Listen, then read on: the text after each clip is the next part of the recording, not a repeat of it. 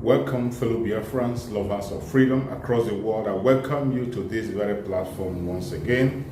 Thank you so much for being part of this platform. I appreciate everyone that is contributing in one way or the other to support this very platform. I thank you so much. We have come once again to preach the gospel of Biafra the way we have always done. Remember, in this very platform, we don't come here to instigate violence. We do not come here to preach hate. All we do here is preach the gospel of peace, the gospel of freedom, to bring the plight of the Biafran people before the whole world and to debunk every lie that the contraption called Nigeria have been telling against the Biafran people. That is what we are about to do now. Wonderful Biafrans, as you all know, the journey of freedom is still continuing in this era under the Biafra Republic government in exile on the command of our Prime Minister, Simon. He is doing everything humanly possible to see that Biafra becomes free. Pay attention to this short clip. You will understand that all is not well. And the only way for you, as an indigenous person in that country called Nigeria, is to fight for your own freedom. If you're a Biafra, join the Biafra movement. If you're an Udua, join the Udua people. If you're from Arewa, fight for your Arewa. If you're from the Middle Belt, join the Middle Belt movement. That is the only solution. I want you to watch this clip from beginning to end. You'll be glad you did. Let's watch. Talking about following us this morning, we have interesting topic also that made it to the radar. You know, we have to look at it, the trending topics too. The indigenous people of Biafra, IPOB, has issued a strong warning to Ahmed Bashir, the former media aide to ex-President Muhammad Buhari, urging him to stop comparing their leader, Mazi Nnamdi Kanu, to the notorious bandit leader, Bello Turji. IPOB emphasized that Kanu does not support terrorism, unlike Turji and his associates. Ima Powerful, the IPOB spokesperson, stated that Kanu's only crime was to establish the Eastern Security Network, ESN, which he said is to protect the Southeast region. He criticized Bashir for equating Kanu with terrorists, highlighting that Kanu's mission is legal and noble. And before the cameras were on, I was having this conversation with Chukuma this morning, and he said something that, you know, got me wow. They were like, okay, are you serious? Are you willing to say that again? We're talking about the ways to go for people who are agitating, you know, those that want to, you know, secede from a particular government. You know, before it gets to the level of agitation, you'll have to understand that the peaceful means for resolution of disagreement must have been closed out against people that want to live. So when those means, peaceful means, when those avenues are closed out, the people are left with no option than to agitate, than to resort to agitation. And in the process of agitation, you have things like civil disobedience, and if it is not properly handled, it could spin out of control and get to the level of sabotage, up until the time that it descends even to warfare. That is why nations go to war. That is why you have interstate wars. You know, that was what happened in Nigeria between 1967 and 1970. That was what happened in Sudan between 1959 and up until 2006. You know, when they got the comprehensive peace agreement that now gave them independence after 5 years. But that was before a referendum had been conducted. Yeah. And the people of South Sudan clearly voted to leave Sudan. Now, looking at the way Bashir come up with this comparison, saying that Nnamdi Kanu, you know, he's comparing him to Turji. You also recall that federal government... I think it's an unfair comparison. But now, if he says an unfair comparison, then why would the federal government move swiftly to go and prescribe IPOB, calling them a terrorist group? You have also come back to the issue of closing the peaceful means for resolution of crisis. That is why the federal government is doing this. If the federal government went to court and asked the court to declare IPOB a terrorist group, which it did within 4 or 5 days, then IPOB went to another court, and the court said, no, IPOB is not a terrorist organization. So clearly, the leader of IPOB, Nnamdi Kanu, cannot be said to be a terrorist. Meanwhile, the international organization, International Security Organization, have designated Boko Haram, bandits, even Mieti Allah, as one of the 7 deadliest terror groups in the world. Yet, we have a federal government that cannot say, that I cannot declare Mieti Allah, Boko Haram, and bandits as terrorists. You know, when you use the word terrorism, it calls for action on the part of the international community. But when you say they are bandits, you know, you are able to shield them from the international action. Now, what do you think could be the reason the government is yet to, you know, do the needful, as in telling or calling out what they are, telling them that they are terrorists up until today? Because we also have names that have been given to the federal government saying that these are the people who are sponsoring or financing terrorism in Nigeria, and they are yet to call them. It tells you clearly that the federal government is not sincere in the fight against insecurity. You know, they are. It's kind of like you said something, almost you said something yesterday about selective justice or selective injustice. Yeah. Whatever it is, the fact remains that it is just selective. You know, you have different laws for different set of people, and that is what is keeping us down as a people in this country. Well, one would say ESN, unfortunately, they've had certain actions that has been attributed to them, certain actions in line of killings of people within the southeast.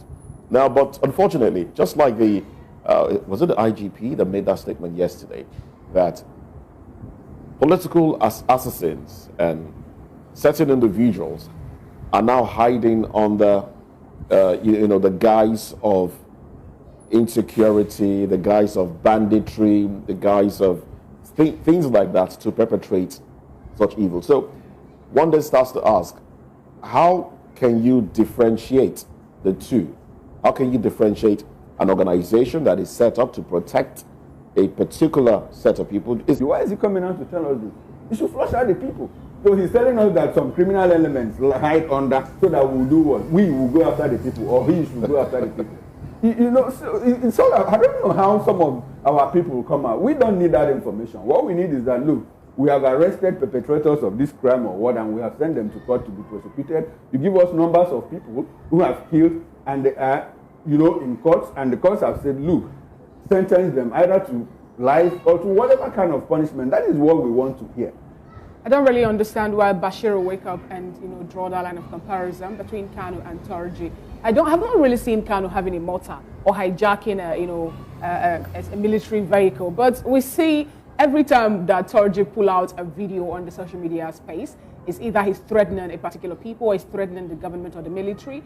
And I also see him and his boys also carry out so many other heinous activities in the north. The last one was taking over a large hectare of land that belonged to farmers, saying no one should actually step in. That's not the last one. They are levies. They are levies in place of farmers. 30 million now. 30 million. They were kind enough, magnanimous enough to reduce it from 50 to 30. 30 million farmers. And we have a government come out to tell us, oh, this is what the bandits are.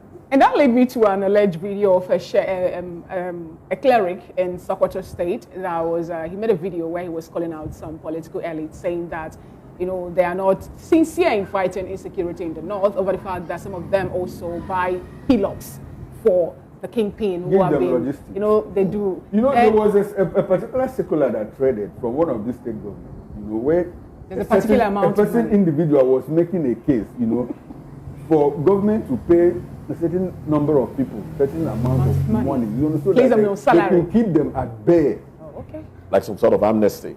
Some sort of amnesty, and it's going to be a continuous one. Or maybe after 2 months, they'll come back again. All right. Also, one other story that trended out yesterday was that Gani Adams, the Around Akakonfo of Yoruba land, has voiced a strong disapproval of President Bola Tinubu's administration, highlighting the severe economic challenges faced by Nigerians. Adams emphasized that the current economic hardship is becoming unbearable for the citizens. He pointed out that since President Tinubu took office, the economic situation has worsened significantly, noting that the price of essential commodities, particularly fuel, has skyrocketed, making it difficult for ordinary Nigerians to afford basic necessities.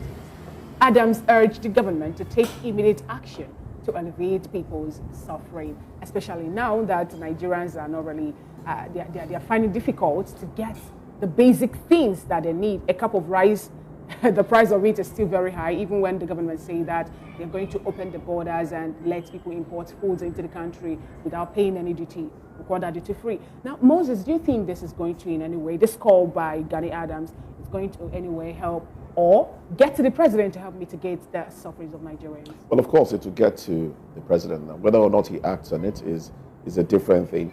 But the issue about, we've been having this conversation around those voicing out, who do they represent? Yeah. Do they represent the Yoruba people? Do they represent a certain group of individuals?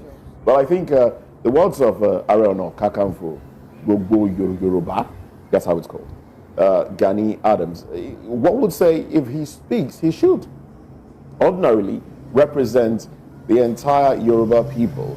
And I like the fact that this is coming from such a revered individual, and I think the president and those around him, I mean, if it's not getting to the president, because there's this ideology that the president is not aware that he's being shielded from a lot of things going on. The Chief Whip said that too. Oh yes, but I do believe these individuals have certain access to the president, and it's good that he's hearing this, and I expect some level of action. I expect that the troubles, the pains that people face will be alleviated. About representation. Gani Adams doesn't have to represent anybody. You can represent yourself. You can represent yourself. So it cuts across ethnic borders, Nigerians, every Nigerian is suffering, whether you are Yoruba, you are Igbo or what. But I won't be surprised to hear, from the people who handle our president, when they come out to say today or tomorrow or later that Gani Adams is probably sponsored by the Labour Party. Opposition party, No, he doesn't like Tinubu's face. Yeah. He once had a problem with Asorock in 1997 and all of that. So that is why he's spilling now and all of that. But they will not address the issue that he raised, the concerns that he shared. They will not address it. They will simply say, they will come and walk around it to say Gani Adams is against President this or that, he's sponsored by this or that. Well, that's not the right thing to do. Let's not speculate or assume things. Well, let's get into the newspapers now. Let's just take a look at the stories that made it to the cover pages of the dailies before we get into the conversation proper for this morning.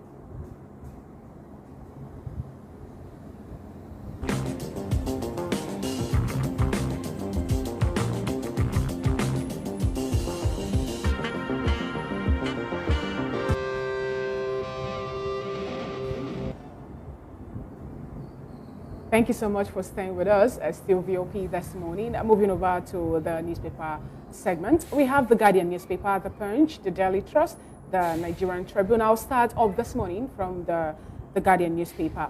And the banner headline on the cover page of the Guardian newspaper this morning reads, Policing.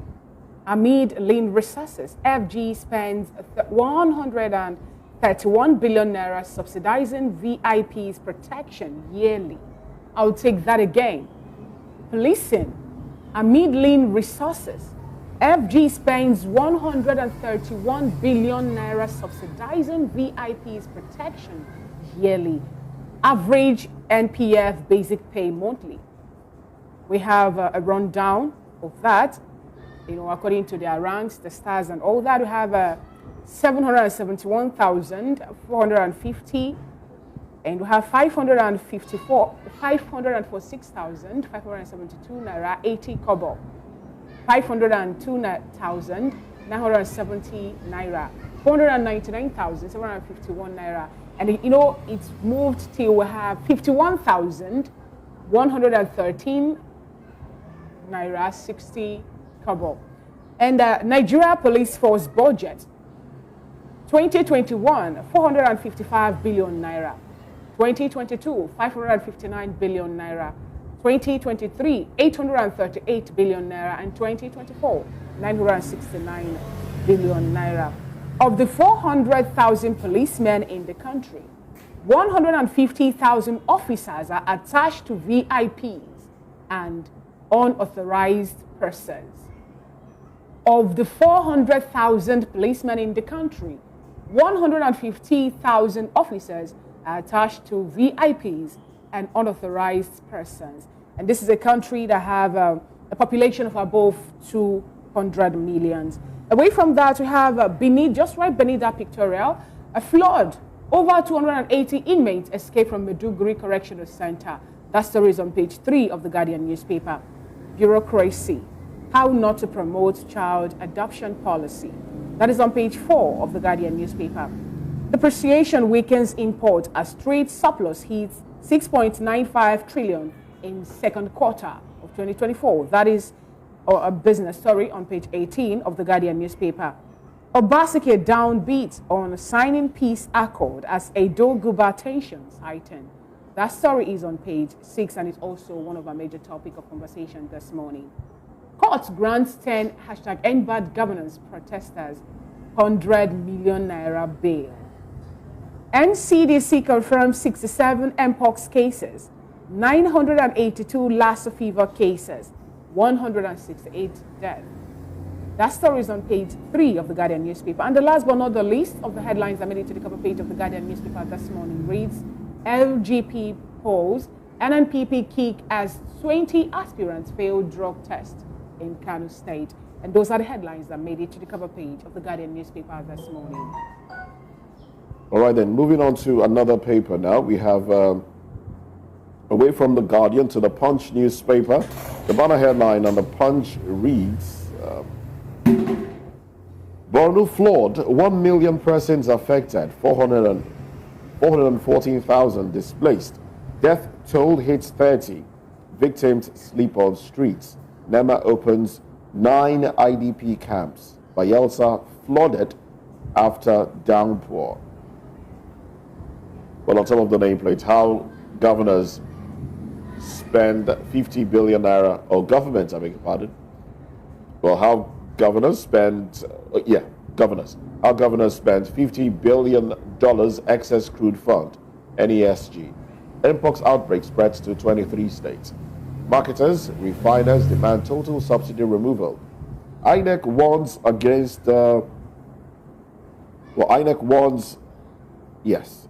Against violence. That just skipped. INEC warns against violence as police deploy 35,000 officers. Obaseki threatens to boycott peace parley. And then you go further down, we have student loan beneficiaries lament delayed allowance. Hunger protesters get 100 million naira bail, barred from further demonstration. FG to register untitled lands. These are the headlines from the Punch newspaper. And from the Punch newspaper, we move over to Daily Trust newspaper. The banner headline reads, Borno flood, over 30 confirmed dead, 1 million affected. Food shortage hits Maiduguri. 719 rescued from rooftop. Trees. Trapped patients, residents seek urgent assistance. Federal government offers 3 billion naira support.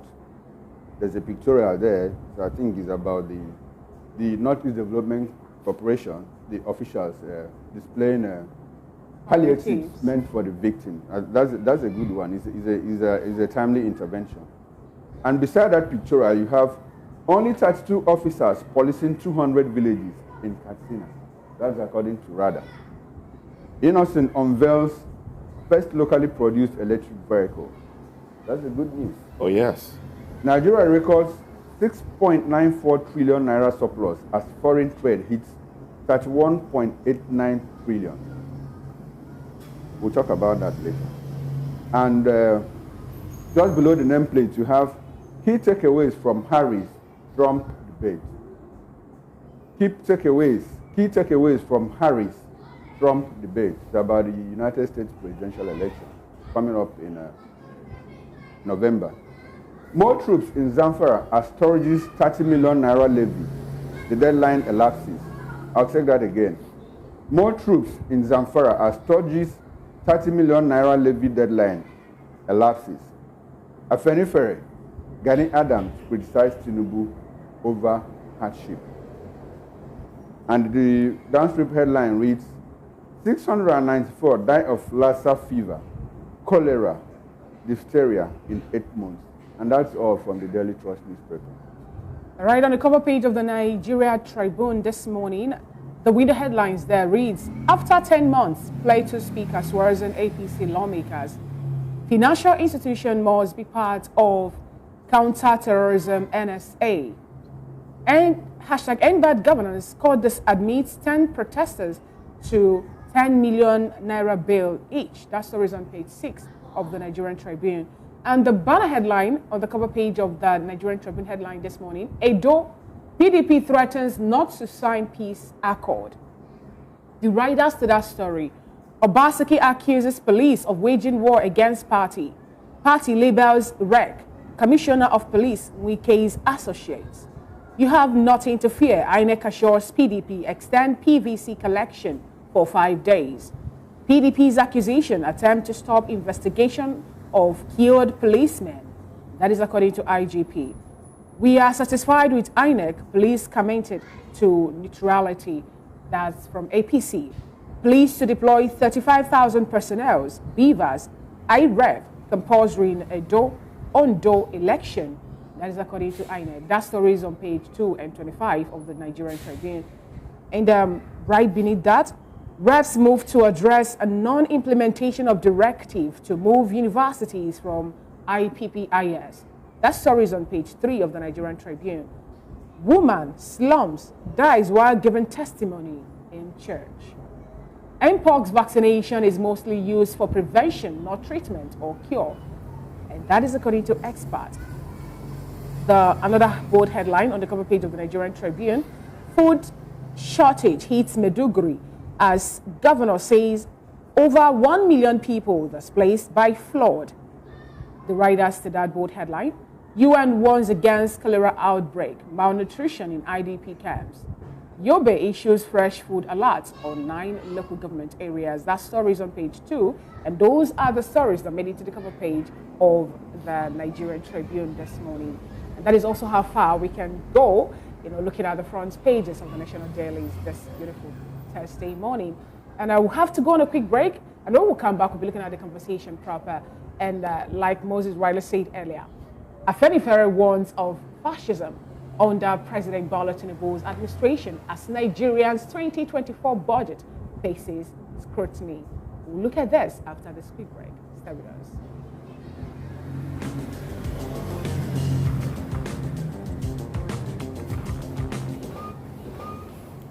After watching this very video I played, do you still have any doubt in your mind that Nigeria can never survive? My fellow Biafrans, it is either freedom or nothing. May Chukwu Okike Abiyama continue to guide and protect the Biafra Republic in exile, protect our Prime Minister Mazi Simon Ekpa, and protect our Supreme Mazi Nnamdi Kanu. Biafra government, peace, unity, progress, and equity. We move airborne.